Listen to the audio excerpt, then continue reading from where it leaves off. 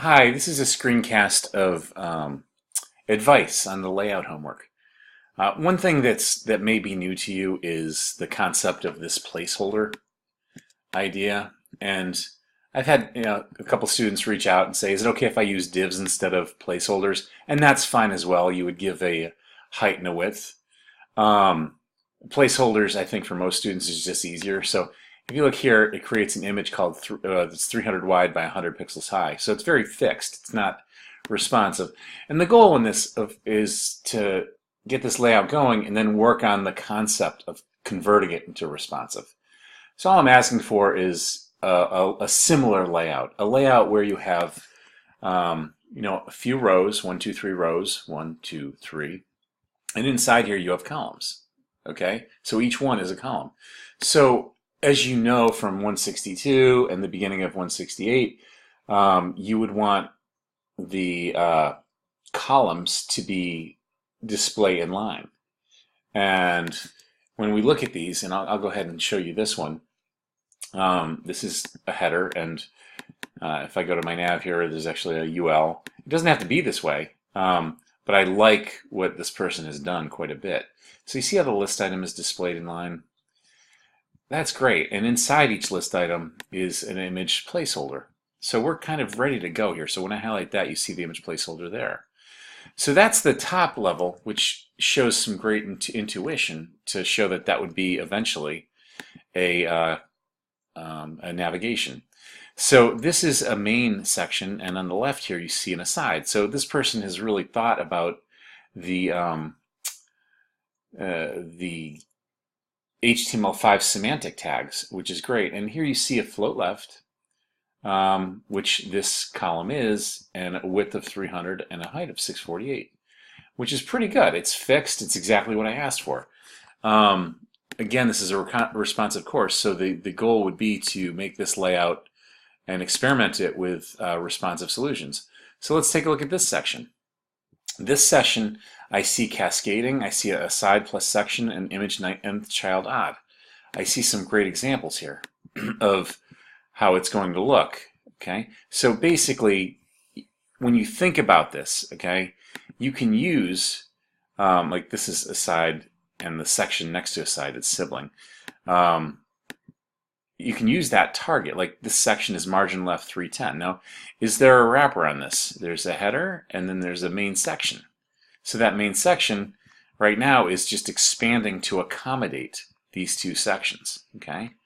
So we get down to the bottom, and we see image sources with placeholders as well. So I don't care if you use divs. This is going to be, in your perception right now, a fixed layout. I think you can see where I'm going with this in the course. Another point is that feel free to be as non-responsive as possible in this layout. That's part of the journey.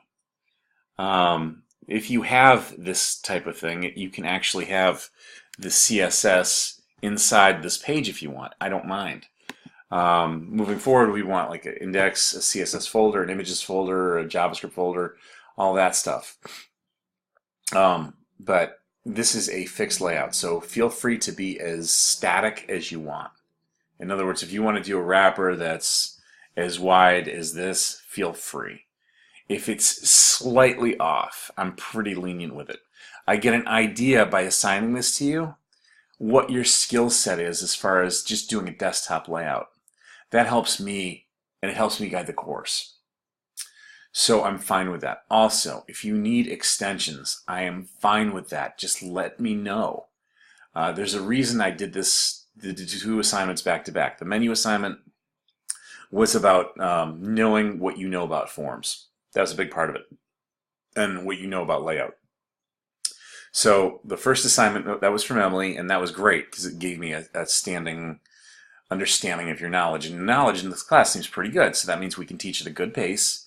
But you need to know things about me and the fact that you don't have to worry about a lot of things because I want you to focus on your growth and the code. I know I sound like a hippie.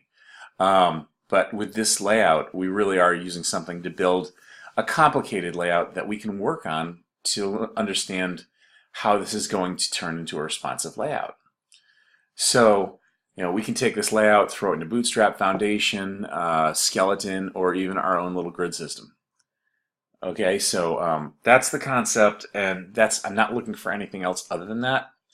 So I hope this video helps you. Again, I have no problem. Like if a bunch of people were to email me this weekend and say, I can't make Sunday, I might make the extension midweek again.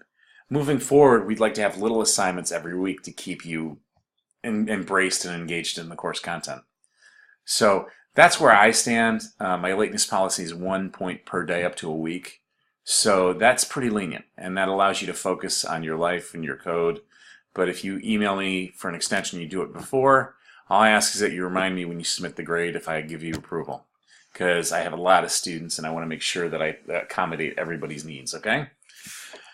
Anyway, thanks for all your good work so far. I mean, you've got that, almost everyone submitted that restaurant menu on time, which is great. So thank you for that.